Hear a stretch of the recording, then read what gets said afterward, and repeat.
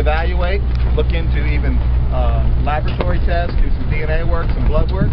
We believed from day one in December that this was a consensual act between Mr. Winston and a young woman. We believed it in December, we believed it in February, and we believe it today. We have never wavered on that. Mr. Winston has exercised his rights to have this case proceeded through due process channels.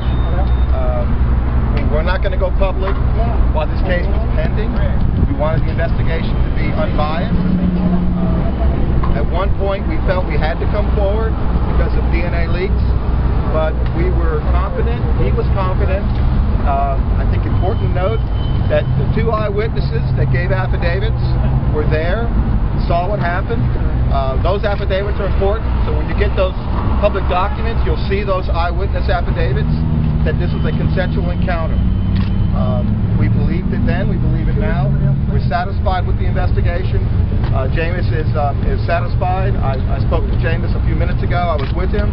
I spoke to his parents. I was with them. I talked to them on the phone, and they're completely satisfied that this is done. He can move forward. He actually had an exam at 1 o'clock today. So that's where he is. He's at practice.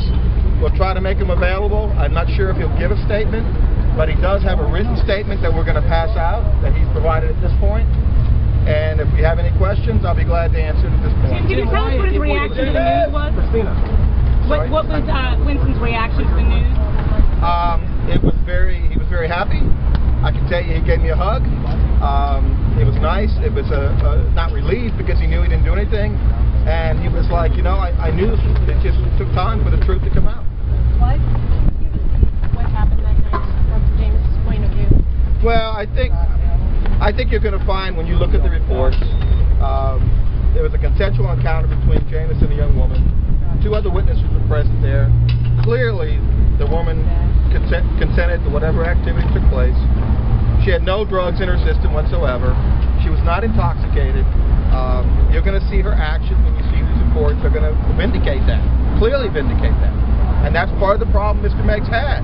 With her story, just does not add up. Tim, why law enforcement tells us very difficult for people like this to come forward. Why would a young woman subject herself to a sexual assault kit, which by all accounts is extremely invasive?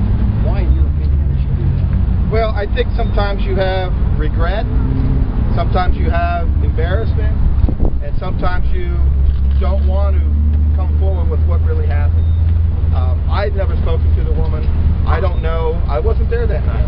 All I know is what the reports say, the lab reports, what the eyewitnesses that were there. I think certainly any woman that is sexually assaulted should come forward.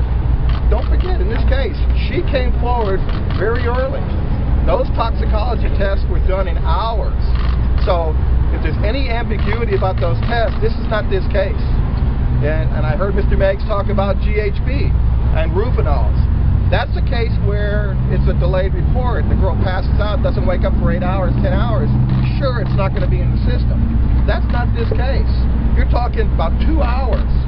So if she had any drugs in her system, they would have showed up. And there's no magic drug that doesn't show up in 2 hours. Mr. Meggs said she did not. Mr. Meggs said that they believe she was at a .10 at the time of the attack.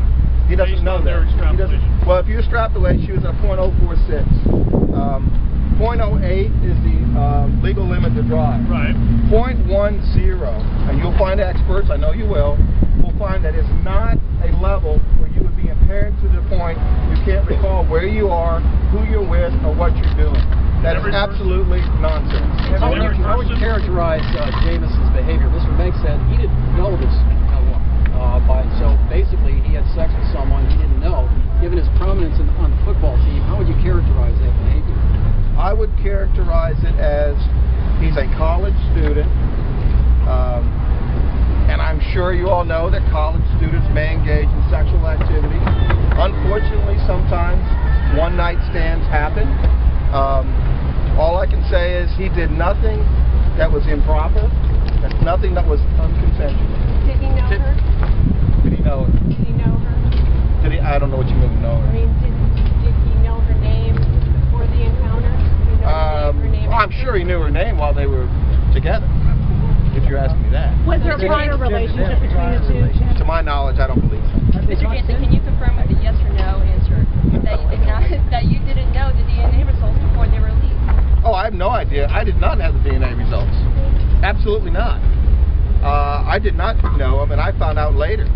And in fact, in Mr. Meggs' office, I found out some of the DNA results. How do you think this could have been handled better as far as the whole process? Because Willie Meggs was calling for more time, and then all of a sudden, the announcement for 2 o'clock. It seems that was kind of surprising that he would all of a sudden have to hold an announcement today. No, I can tell you, Mr. Meggs is an experienced prosecutor, a respected prosecutor, who's been elected 7 times. I respect the work he does. I disagree with him in cases, often. And he does hold football players to a higher standard. And he'll tell you, he said, to so much given, so much is expected. So if anybody believes that he made his decision based on football, the Heisman, or anything, it's ridiculous.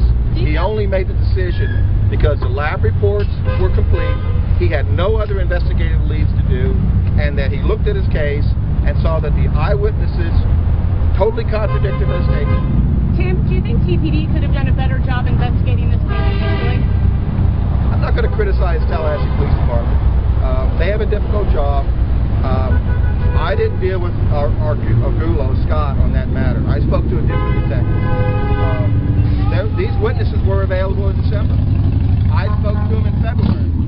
I can tell you their statements didn't change from February to November till today. And the Willie Meggs office, they interviewed them, they took their sworn statements, and they were deemed credible from what I hear.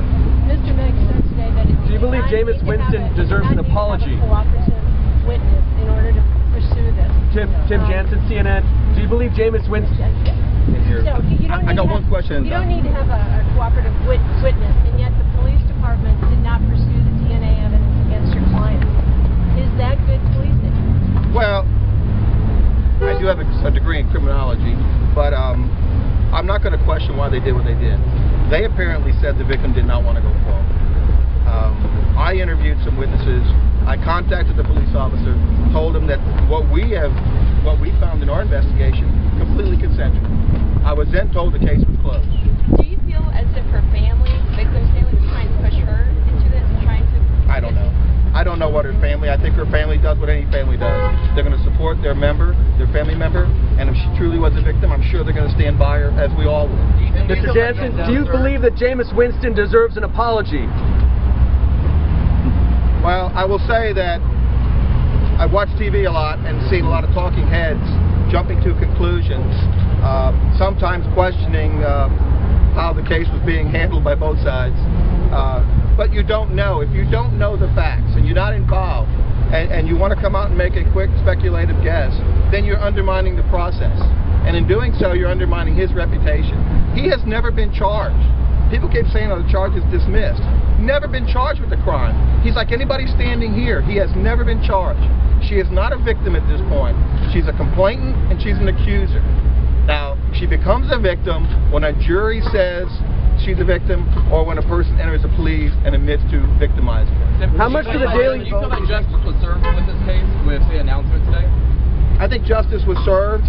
I wish that Mr. Meggs would have mentioned the affidavits and mentioned the eyewitnesses that contradicted her version of the events, because I think that in order to look at anything, you need to look at all the sides, and anything, you need to consider everything.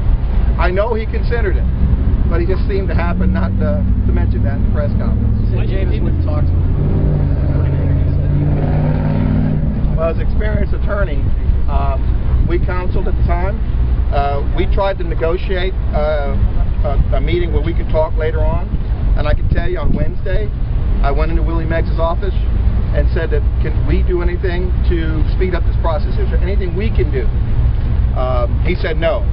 So he at that point never asked me if Mr. Winston giving a statement would help him make his decision. Did Mr. Meggs never ask for a statement?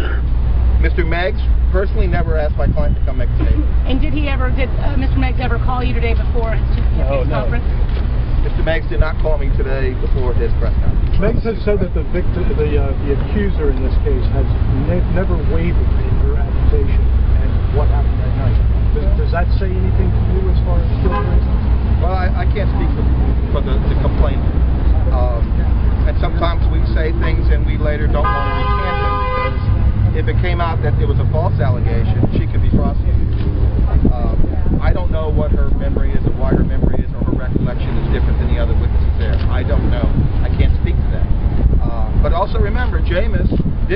one baseball, didn't throw one football in December of 2012. He was merely a student, and he is a student, still a student. Do you think this will affect the Heisman vote? I have no idea.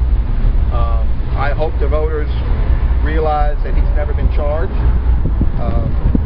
Because I'll tell you, this crime, rape or anything like that, is the most easy to charge and most difficult to defend. Because in normal cases, you have two people. You have, it could be heterosexual, homosexual, I guess, but you have two people in a room. One says it was consensual, one says it wasn't. So it's a he said, she said. That is not this case. We have eyewitnesses that were there. We have lab and DNA evidence which contradicts some of her allegations. No evidence of bruising, cuts, anything at all? I think you're going to see some, but I think the only marks you'll see on her are consistent with what the witnesses said they observed her do. I'm not sure how many cases that you handle like this, but do you feel as if cases like this were involved star athletes, accusations may come underway, but there's not a lot of evidence to prove it, but it does tarnish the athlete's reputation? Do you feel this happens more often than not? Well, I was hearing someone say today about that. Why are these athletes always committing these crimes? And I think people need to realize these athletes are on campus, and sometimes there are people that target these athletes, or they look at them, they idolize them, and maybe they believe there's more of a relationship than what there really was. And so sometimes the motives of some of these accusers comes into question. But sexual battery is a very serious offense. It's a serious offense for all of our families, our sisters, our daughters, and we want to discourage it. We want to encourage women to report it. And I don't know what Argulo said about do you really want to go forward. But I think it is important that the police do inform a victim what to expect in the process. It's not an easy process. Do you think that's what happened in this case, Charlie? The woman thinking there was more to the relationship than those? I'd like to tell you that, but I don't know that because I'm not privy to all the information that Mr. Meggs has gathered. It's certainly something you need to consider in all these type of cases when there's an allegation. Do you think the legalities are done? Could there be some sort of civil suit? What do you think? Well, I think that anybody that decides to do a civil suit needs to look at all the evidence, all the affidavits, eyewitness testimony, the extra semen sample that was found. All that is credible evidence that needs to be looked at. I believe an experienced attorney will look and realize we don't believe there's probable cause here that a crime was committed. And of course, Mr. Winston will defend, and if he has to, we will take action on his behalf. Has there been any discussion of that? On what happened? Taking action on his behalf? Well, we've discussed it. I've discussed it with the family. How has that gone? Well, I can't tell you that. Do you think it's I want to keep my license. Do you think it's likely?